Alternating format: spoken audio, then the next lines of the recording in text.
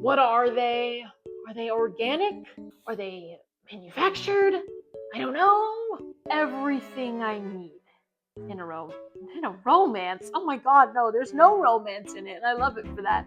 It was so good, okay?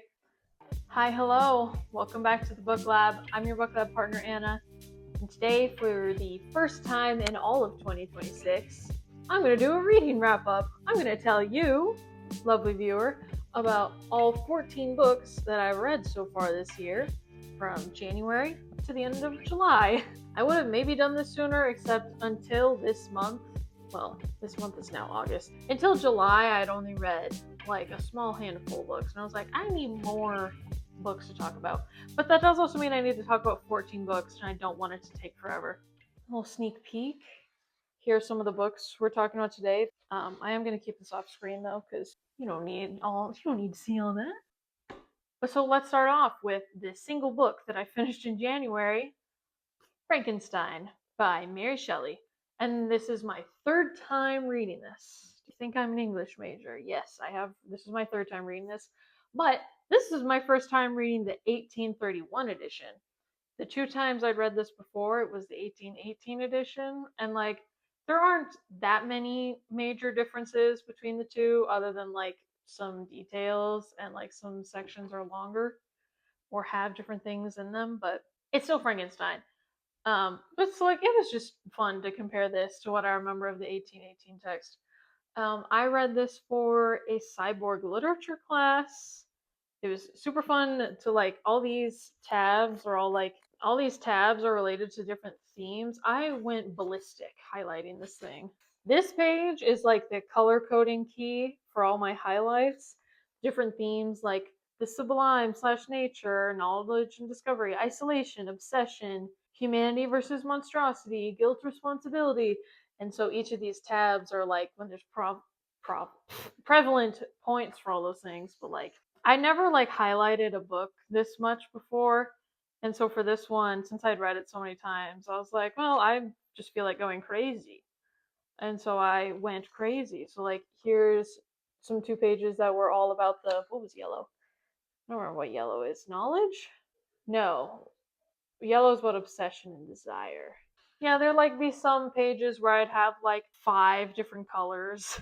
It's just, I love it, okay? This is sort of my magnum opus. This is my most English major text I've ever done. I feel like I don't really need to tell you the plot of this book because it's insanely common. I mean, this guy, Victor Frankenstein, constructs a being out of the collected body parts of different corpses. He brings it to life.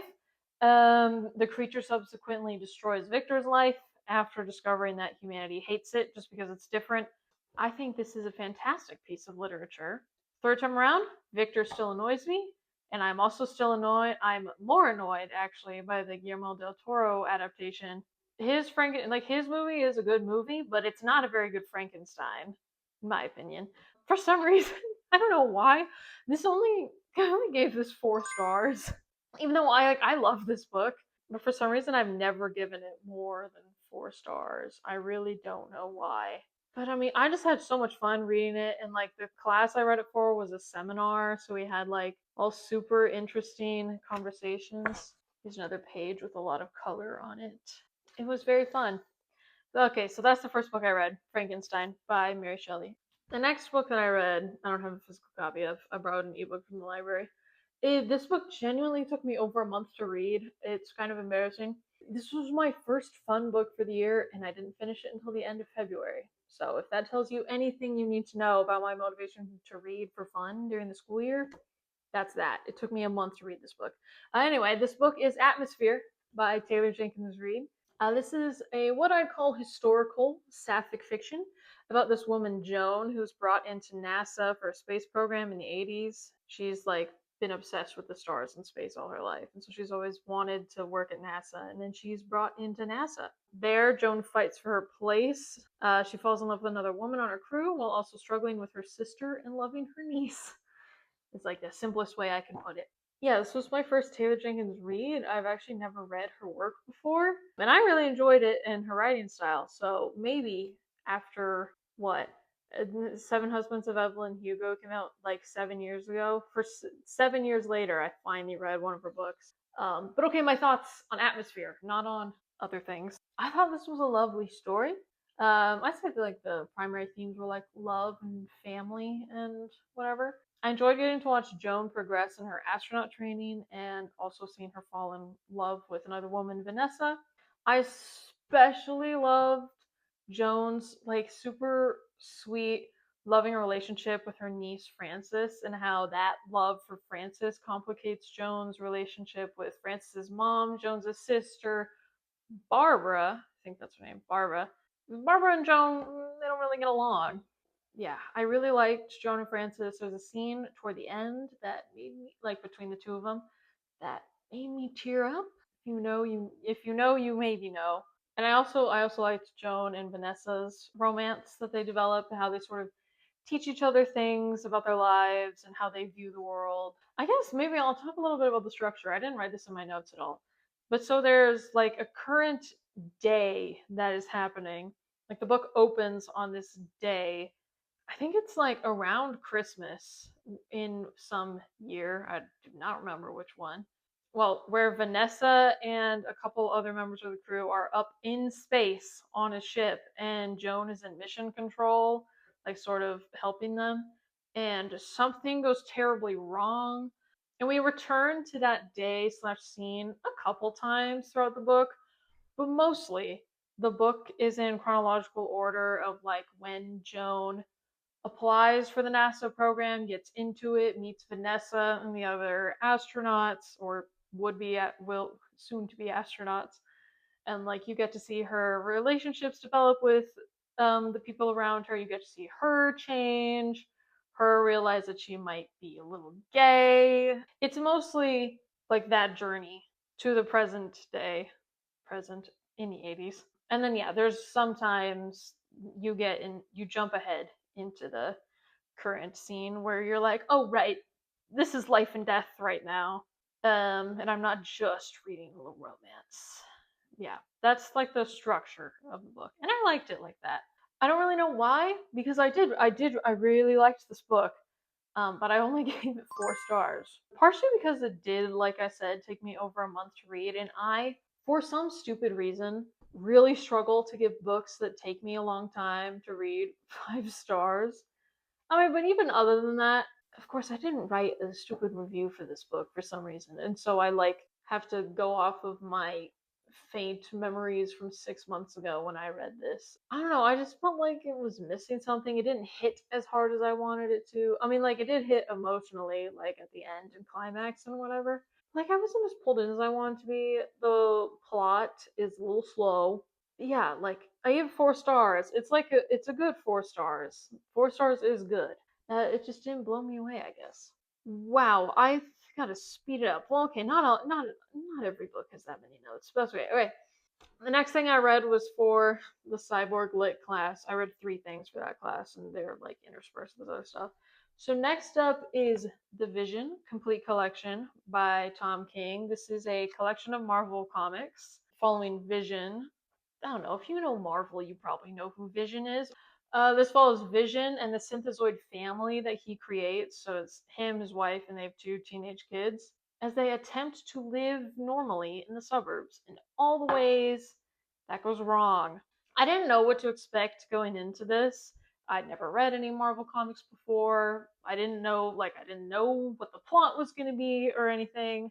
But I was so pleasantly surprised by this. I thought it was amazing. Each member of the Vision family, they were all really distinct and interesting. They all like took on a specific type of humanity that they wanted to like portray, because like they all want to be treated as human. They want to be seen as human. They sort of want to be human, even though they're very clearly not human, considering they all have green hair and red skin and no irises. Like they just have white eyes, and they have superpowers, and they can blow things up and shoot lasers out of the gems in their foreheads. This story is primarily focused around like the family's purpose, both to each other and to the wider world. And like I said, their like desire to be human and how they are treated otherwise by humans. and other like heroes and stuff. It's like, what are you willing to take responsibility for? What lengths are you willing to go to protect your family? It's surprisingly dark, gritty, and violent, but it's also pretty moving. The art style is also lovely. It is a comic. But yeah, I thought this was super awesome. And so I gave it 5 stars. This is the first 5 star of the year, which is The Vision. Written by Tom King, illustrated by it's primarily illustrated by Gabriel Hernandez Walta, but there is one this is a collection of issues. One of the chapters slash issues is in a different art style by Michael Walsh.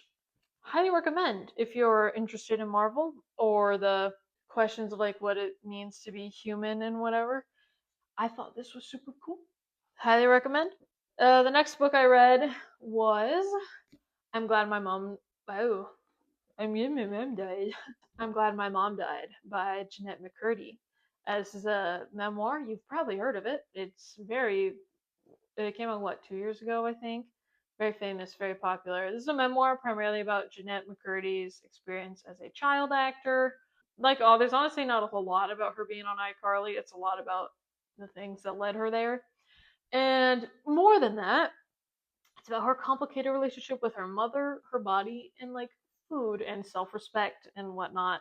Something about this that was really impressive to me was how well Jeanette is able to write about her traumatic experiences, and like she makes them immersive by writing them so that we are like actively experiencing it with her. She like refrains from doing like too much retrospection of being like, well, this is what was going on and I was thinking this, but now I really know it's this. Like, no, you are stuck in that bad thing with her. And she's not going to really give you any relief to be like, don't worry, in the future I realized this was bad. You don't really get that. You get the clearest access to her mind at that point in her life. We get to stay in the moment and be uncomfortable and whatnot. It was really impressive. Really impressive. Her therapist must be incredible because, like, with the things she goes through, you have to be pretty. Like, I learned this in the creative nonfiction writing class that I took in spring term.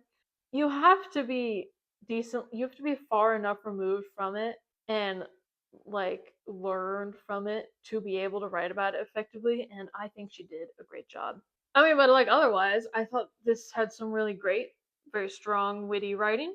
Pretty funny at sometimes. It was also just interesting to get like a little peek behind the curtain at Hollywood and how like acting works, especially child acting, and how like you're treated and like how much your parent is involved in that. Though her mom might be a bit of an exception because her mom is exceptionally involved. I gave this 4.5 stars. Again, it took me a month to read, but I thought this was incredible.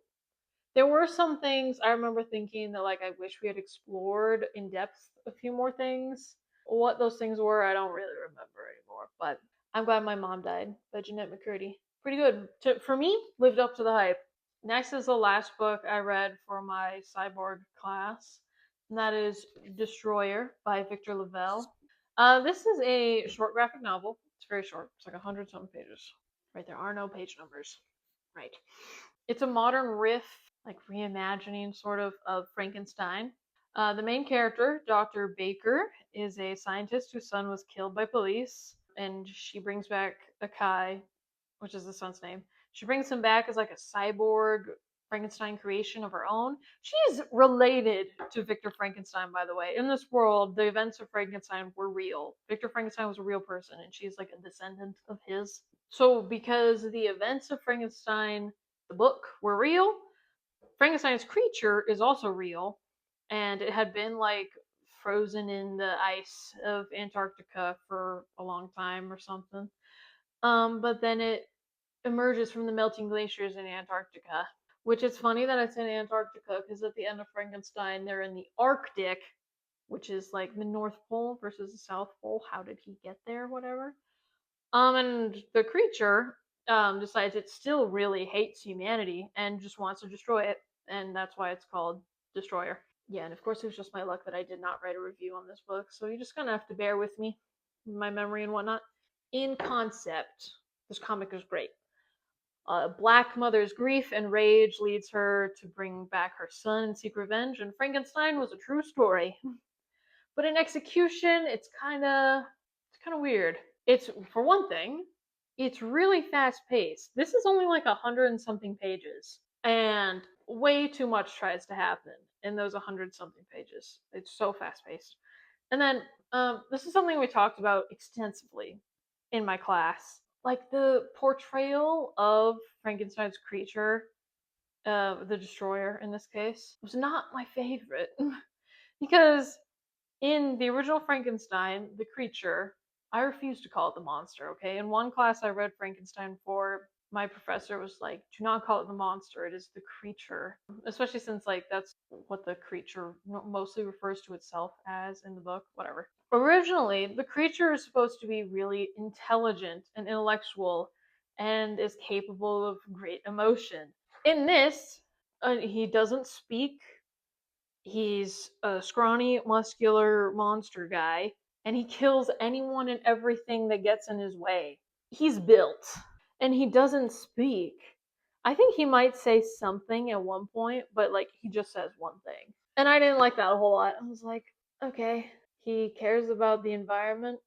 He's supposed to like maybe be a protector of the environment. I don't know. He ends up crossing paths with Dr. Baker and Akai because I don't remember. He might find out, I think, that Dr. Baker, is a descendant of Victor.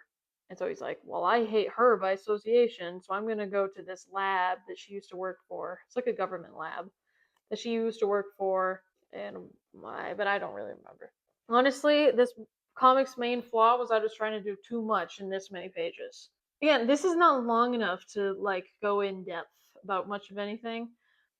Like it's talking about a lot of themes, including prevalent issues of race, like racism, racial violence, police violence, oppression, like very important themes, right? But it's so short that the story doesn't really, it's not given space to like explore those themes in depth. And there are way more themes than that. It's like motherhood, responsibility. Dr. Baker is a little concerned about like being seen as a race traitor, I think both to the human race and the like African American race. I don't know. It needed to be longer to fully accomplish all those things. It didn't really make the landing. So I got 4 stars. But thinking about it now, I gave the actual Frankenstein 4 stars, and I liked it way better than this. Like, this isn't nearly on the same level. Which, okay, this isn't bad, okay? This has some interesting things going on. I just think it's doing too much. Honestly, if Frankenstein wasn't, like, if the creature wasn't in this at all, and it was just about Dr. Baker and her son and the things she's dealing with, that extra focus would help. I just feel like putting the creature in there and having him just kill anybody, he does not give a fuck. You get in his way, he'll kill you. It was too much. Too much, not enough time. 4 stars. In retrospect, maybe more like 3. But the parts of it were cool. It's really gory, okay? It's really violent, which is not quite what I was expecting, but you know. Yeah, God, really. Yeah, gross. Anyway, that was Destroyer by Victor LaValle. The next book that I read is a book for fun. Finally. That is After Hours at Dooryard Books by Cat Sebastian. I read this as a library ebook. This is a historical romance set in the late 1960s in New York City during the Vietnam War. It follows Patrick, who I think is in his 20s, like late 20s. I said in my mid-year freakout tag that he's in his 30s. I don't think he is. I think he's just in his 20s. He works at this small, like, rare bookshop. This man named Nathaniel winds up being taken in by Patrick. Well, primarily by the owner of the bookshop, which is not Patrick. She just has a proclivity for taking in strays off the streets. That's how she knows Patrick. And then Patrick's sister-in-law slash best friend Susan also shows up with a newborn baby. And they all just become a cute little found family of their own. This is deeply centered around grief, love, and family, themes that I adore and am mildly obsessed with. I gave this book 5 stars. I really, really liked it. The relationships between the characters, they were also real and tender. The world felt alive, like just because there were enough like small characters that would come in and out of the shop, and they would appear frequently enough that it felt real, and that like the world felt lived in, even though like the book mostly takes place in this bookshop and the apartments above it. And the Vietnam War commentary felt just a little timely for today's situation. It did take me a little bit to like really feel like I knew Patrick and Nathaniel, but like they really endeared themselves to me. I really liked them. I thought they were a really great pairing, and like their age gap dynamic. They're like 10 or 12. I think they're 12 years apart. With Nathaniel being the older but the inexperienced one, because he's like spent his whole life like thinking and charading that he's straight, and Patrick is like, nah man, I'll help you. I'll help you figure yourself out. I've also read You Should Be So Lucky by this author, which I like. I enjoyed it a little less than this one, but like all in all, I really like Cat Sebastian's work. I think she has a talent for writing like sweet human characters and relationships, like in an environment that is against them, usually because it's set in the 1900s and they're gay. Or at least that's like, that's her mid-century queer romances. But I definitely recommend After Hours of Dooryard books. After that, I read Celestial Monsters by Aidan Thomas. This is the sequel to the Sunbear Trials, which is a YA fantasy inspired by Mexican mythology following a trans teenage demigod named Teo. He's the main character. The first book is about these trials that he and other demigods have to compete in to determine who is sacrificed in order to keep the celestial monsters that could like destroy their society, keep them locked away. This book is the immediate aftermath of that and how it goes to shit. I'll say that much. It goes to shit. I liked this considerably less than the Sunbear Trials. Like I had a lot of fun reading the Sunbear Trials 2 years ago. This book's biggest flaw is that it's repetitive. The characters do the same thing over and over. They talk, they walk to a village, they either encounter people who love them or hate them or don't need their help. There's some sort of fight, they talk again, and then they keep walking, and then they talk, and then they go to another place. And like it's repetitive. The first book was a little repetitive too. This one felt somehow even obnoxiously more repetitive. Like a lot of things supposedly happened, but it didn't feel like anything was happening. Like that makes sense. Like they were getting closer to their goal, like the physical place, but it didn't feel like they had progressed much. Does that make sense? Like a lot of the book, it felt like nothing was happening and we weren't going anywhere, even though things were happening and we were going somewhere. But like it didn't really feel like it. Does that make sense?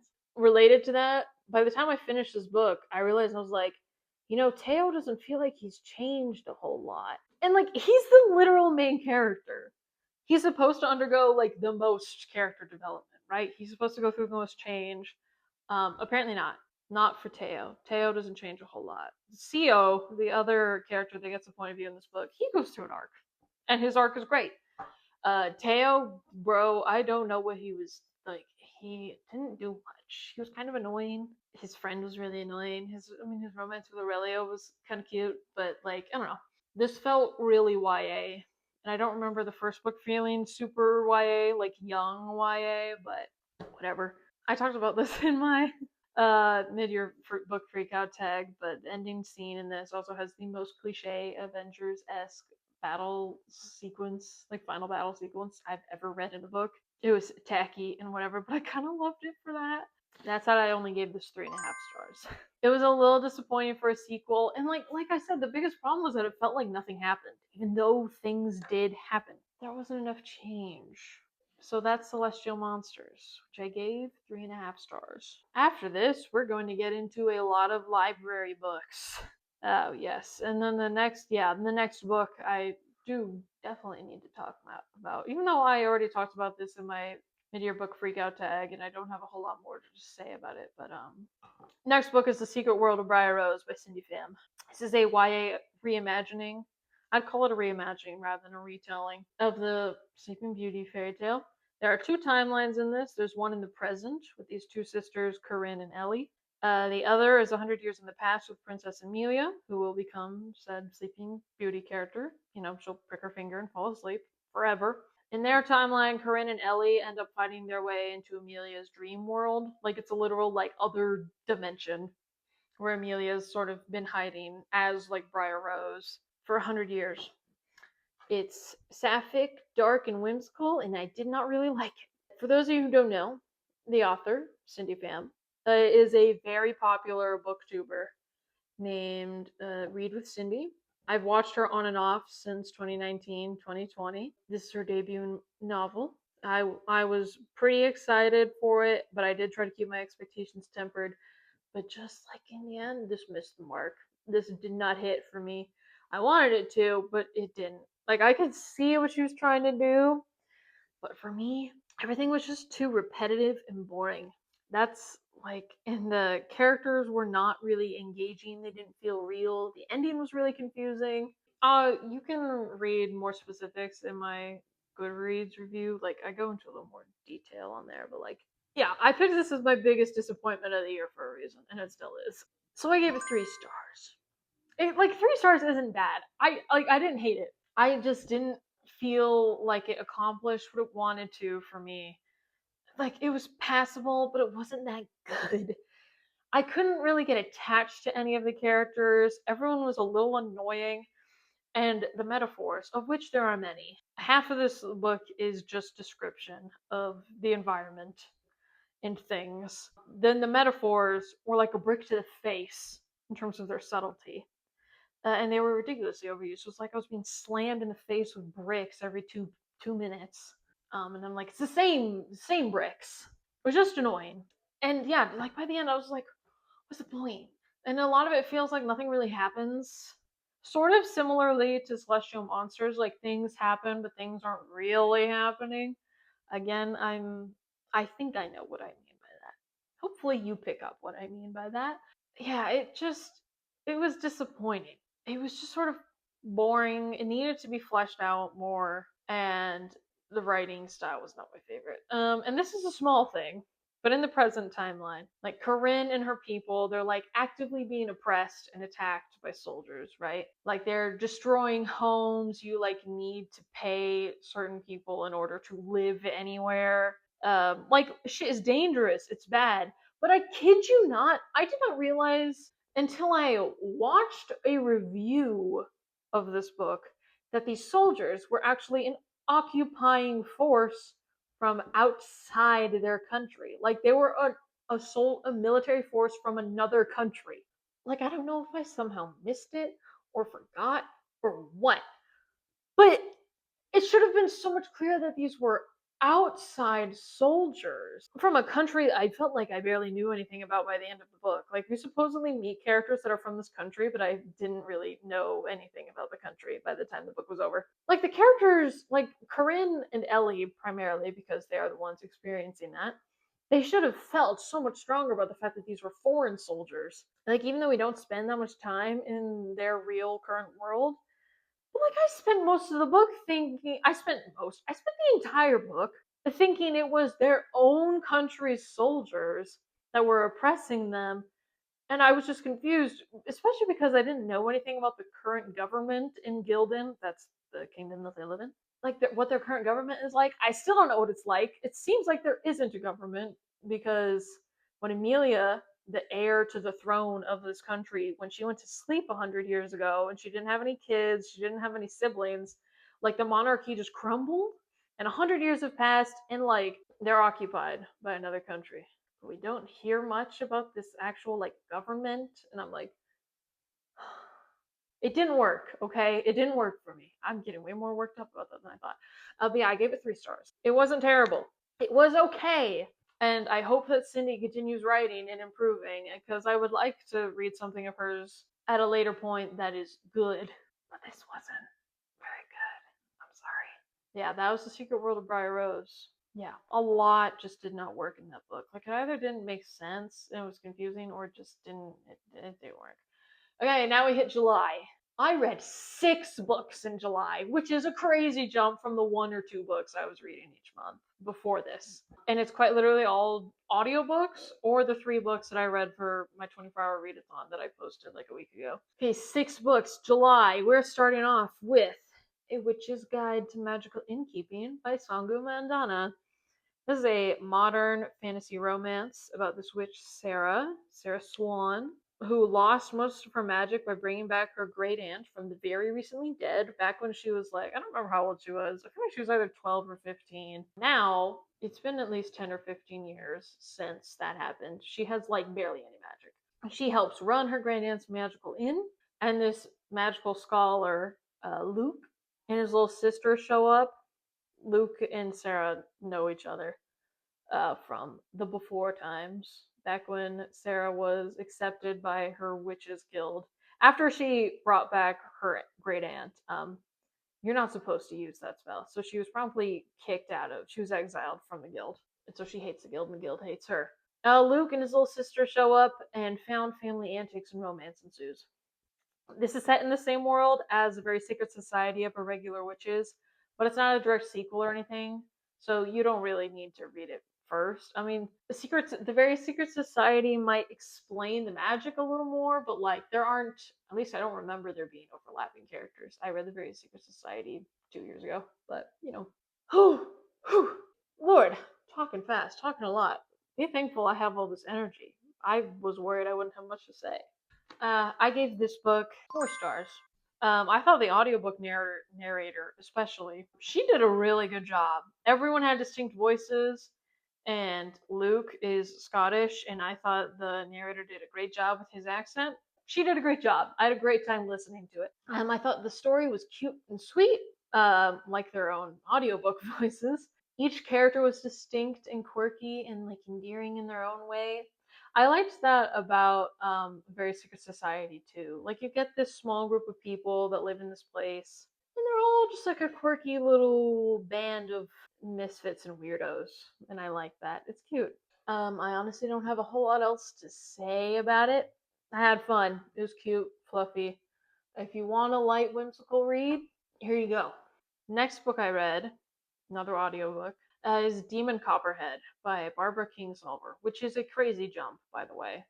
From like cute, light, whimsical romance to like the saddest, most awful life story ever. This is a literary coming of age, I would say, about this lower class boy named Demon. He lives in Appalachian, Virginia, like the very bottom corner of Virginia. And just the absolute massive pile of shit that life throws at him over and over and over again as he grows up. That's like the most basic summary I can give you. He's got a dead dad, a sort of druggy mom, a shitty ass stepfather for a little bit. No one really cares about him until he is briefly cared for, and then he just sort of fucks it up. Well, it's sort of his fault, sort of not, but like it's rough, okay? Watching this kid grow up, you're like, how the fuck are you still alive? And that's like what I think this is. This is like a deeply human story about survival and resilience. Like everything about the plot felt really real. Like all the events unfolded like life does, not really like how things are structured in a novel, if that makes sense. Like there's this antagonistic character in the beginning that like you would think in like a more traditionally structured fiction novel or whatever that you think would come back later, but he doesn't really come back. And he like kind of haunts the narrative a little bit, but like it was super good. I just liked how natural everything felt, even though it was so terrible. And all the characters, they were all flawed and believable. They were all really interesting. And the setting was immersive, like set in rural Virginia. It's so like I felt like I was there, which is not a fun place to be, but like that just shows like on a technical level this book is it's incredible, okay? I really loved Demon's voice like as a narrator. Like his voice was so distinct. Like the way the Barbara Kingsolver wrote this, it read like how he would write this, because this is like written retrospectively for him. And also related to that, the actual like narrator of the audiobook, he did a really good job. And like, this is a really heavy, dark story. I wasn't kidding when I said massive pile of shit happens to Demon, like, over and over. I wasn't kidding. He lives through some terrible things. It's like, if you want to read this, which I highly recommend, definitely look up trigger warnings. I didn't, but like, I was fine. I was able to get through it most likely because I was listening to the audiobook at work, and work is boring. Like, I could be sitting there, like, be sitting there painting a door frame while I'm hearing how something else in Demon's life has completely fallen apart, like I and Demon knew it would. And it sucks every time. Yeah, every time he manages to survive and keep going, and it's really impressive. In case you couldn't tell, because I'm gushing about it so much, I gave June Copperhead 5 stars. I thought it was incredible and impressive.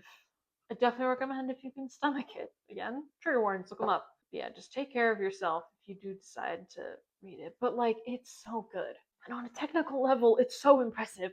I loved it. Okay. Okay, moving on from that, we're getting into the 3 books that I read for the 24-hour readathon that I just did.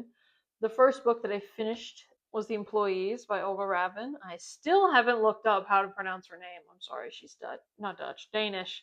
This is a short, weird sci-fi novella told in collected interview statements from the crew of this spaceship called the 6000 ship. They're on this planet, like this other planet called New Discovery, and they collect strange objects. And the crew is made up of humans and humanoids, and there's not a whole lot of plot. To be honest, there's not a whole lot of plot. Not a whole lot of comprehensible plot, at least. I'll link the 24-hour readathon below so you can watch it and get my thoughts in real time. And I give a lot of thoughts. I also read a lot of like little excerpts from this. This was the pinnacle of 3 stars for me. So yeah, I gave this 3 stars. Like, it was a little interesting, a little cool.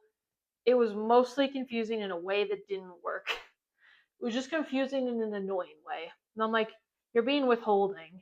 Everything in this, especially regarding like the objects that they collect from the planet and like certain other things on the ship, are so vague to a point that it doesn't pay off, and it's just annoying.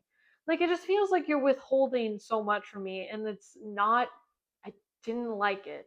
I was just confused. Okay, I was just confused. Like, it's been a week, and I still don't really know what to make of this. I don't know. Like, it was a quick, easy read. It asked questions about what makes us human versus non-human that like I took an entire seminar about, so it wasn't anything that new or interesting. It's cool that this was originally written in Danish. I don't know if the translation impacted my understanding at all. I'm kind of guessing it didn't. I mean, if you enjoy weird, unexplained sci-fi, then like maybe you'll like this. I just apparently need my sci-fi more concrete and comprehensible. So I just gave this 3 stars. Like, it was a little interesting. There were some statements that were really interesting. Hold on, I just want to find the one, even though I probably remembered what it is. Like, okay, just to give you a tiny taste.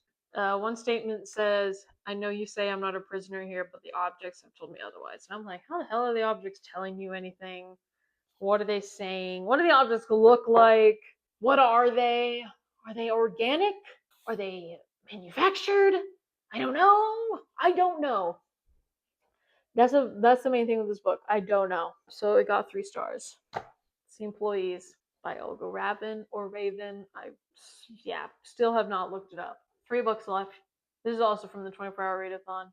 This and the next book are also from it. That is Range of Motion by Brian Trapp. This is a contemporary story about 2 twins named Michael and Sal, and like their lives as they grow up. Michael is able-bodied while Sal has a severe cerebral palsy and intellectual disabilities. You get points of view from Michael, who, as they grow up, fears that he's understanding his brother less and less. Because like they're twins, they have like a very special bond, and as they get older, Michael's afraid that that bond is weakening, and that he doesn't really know what Sal is trying to say, because Sal can only speak 8 words, and so a lot of the book is interpreting what Sal's trying to say. And so when Michael keeps getting it wrong, what he thinks Sal wants to say, and it's like, is that just what Michael wants him to say, and whatever, he gets a little torn up about it. He gets a little teenage and angsty about it, you could say. There's also their mom, Hannah, who like has put her whole life aside to care for Sal, and she loves Sal. Like, she's a very loving mother, but she's also exhausted.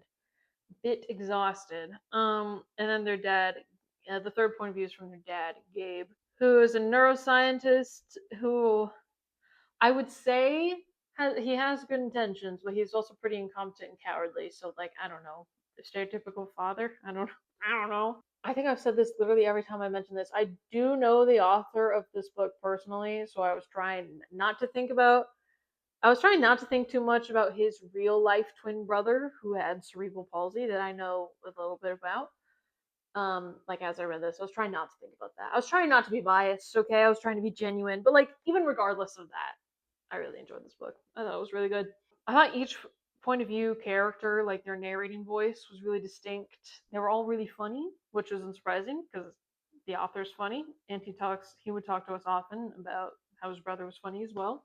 Like big themes in this are voices and understanding each other and whatever. I thought the events of the story all build the characters in some way. Like nothing really seemed unnecessary, which is great. Like it's obvious again, regardless of what I know about the book and the author outside of the book itself. Like it's obvious that this book is crafted with love and from real life experience. I thought it was really good, but apparently not good enough. I only gave it 4.5 stars.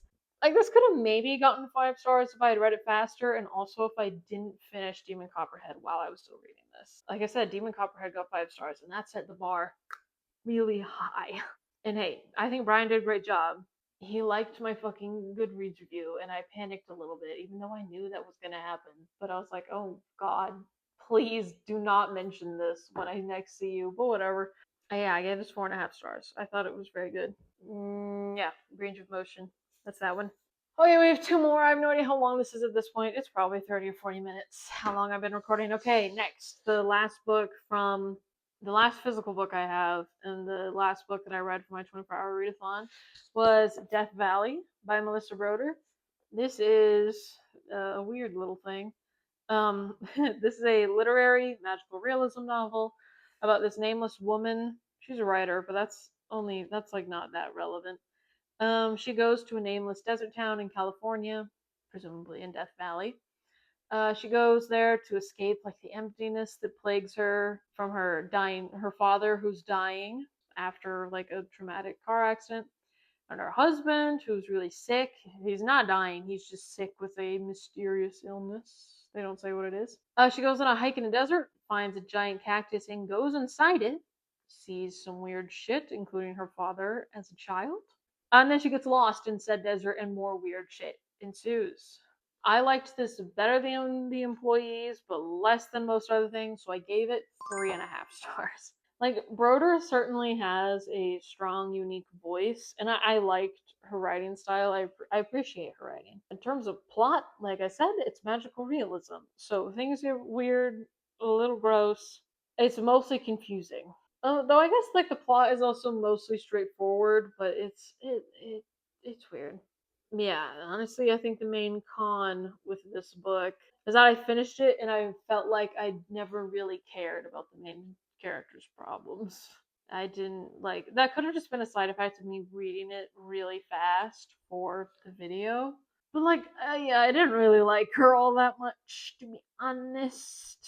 Like her worries about her dying father and sick husband were certainly interesting. They were very interesting and intriguing, mostly because my grandpa died quite slowly from cancer a few years ago. And like I watched my mom and family deal with that, right? Like in their own ways. But like in this, I didn't feel like they were explored a whole lot, or like I didn't really know what it was trying to say, if that makes sense. So yeah, solid 3.5. Like it wasn't bad. The writing made the atmosphere very immersive. But like other than that, yeah, it's fine. Okay, I have no idea how far we are into this video, but we finally made it. We made it to book number 14 of 2026. And spoiler, this is also like my favorite book I've read this year. It was so fun. Okay, that book is The Final Empire by Brandon Sanderson. This is the first book in the Mistborn series. Oh, it's a surprisingly self-contained story in this one book. That said, I already have the audiobook for book 2 on hold from the library. It's 29 hours. This one was 24 hours, and it was so fun. Anyway, okay. Summary of The Final Empire by Brandon Sanderson. This is a high fantasy set in an empire called the Final Empire, an empire with deep class divisions and oppression of this class called the Ska by everyone else, and a tyrannical ruler that needs to be overhauled. And this talented thief and his crew are intent on doing said overhauling, or overthrowing, you could say. It's got heists, infiltrating nobility, an awesome magic system, incredible characters and relationships, fun action, high stakes, tension. It's got everything I need in a romance. Oh my god, no, there's no romance in it, and I love it for that. It's got everything I need and that I desire in a fantasy. As such, I loved it to pieces. It was so fun, okay? If I had read this before I did the mid-year freakout tag, I would have absolutely said that Kelsier is my new favorite character. I also really liked Vin, but he's just so charming and intriguing and badass, and he's awesome. But like, I also loved every single member of the crew. I loved all of them so much. They were all so distinct and they had so much personality. They felt so real. Characters were my favorite part of the book. Okay, a good fantasy is not complete without compelling, fun characters. Like, I haven't felt this way since I read Six of Crows, and that was 6 years ago. In fact, this kind of felt like adult Six of Crows, and I love it for that. Also, the father-daughter dynamic between Kel and Vin was incredible and just devastating by the end. I loved it. In case you couldn't tell by all my gushing, I gave this 5 stars as well. Big old 5 stars. I had so much fun listening to this. I listened to the audiobook. I listened to it like just 3 days in a row, 8 hours of work each day. I was just so, it doesn't matter. It doesn't matter. I was just so hooked and invested in the plot and their success and everything. I was also like in shock for the last 10-15%. Probably the last 10%. Just in shock. If you know, you know. Like in shock in that I would be standing in a room just like with my AirPods in, just sort of staring at the wall, being like, holy shit, things are going down. It was so good. It was so good. I never read a Brandon Sanderson before. I've always been a little too intimidated, mostly because all his books are a bajillion pages long. But listening to it on an audiobook, breezed through it. I like snorted the audiobook. It was so good. I never read a Brandy Sandy before, and I'm pleased to say he did not disappoint. I thought it was so cool. It was so good, okay? Mistborn was like perfect for me. And I'm hoping that the next 2 books, I don't know if I plan to read, because I think there's there's a main trilogy and then there's another trilogy or something afterwards. I at least want to read Final Empire, Well of Ascension, and Hero of Ages. I want to read those 3. So I have the audiobook for Well of Ascension on hold, and I will hopefully get it sometime in August. I don't know. Highly recommend. Like, oh, the characters, bro. The characters. They were so, so good. Wow, I'm crazy today. Yeah, that's it. That's all the 14 books. Hold on, let me get the stack. These are 9 of the 14 books I read this year so far. Thank you so much for watching my mid 2026 reading wrap up. I know it's August, but I felt like I had finally read enough books to warrant making a video, and I also have time. If you enjoyed this video, let me know. I like liking, commenting, and subscribing. Please and thank you. It means a lot. It helps the channel quite a bit. Anything else? I started listening to the audiobook for Everything is Tuberculosis today at the grocery shopping. Pretty good so far. Other than that, I'm not reading anything else at the moment. Oh, I do have on loan from the library. I might start it at work tomorrow. The audiobook for Between Two Fires, and that'll be interesting, maybe. Yeah, I'm currently reading Everything is Tuberculosis. Whoa, my energy's crashing, I feel like. But that's all from me today. Thank you so much for stopping by the book lab. I've been your book lab partner, Anna, and I'll see you next time. Bye bye!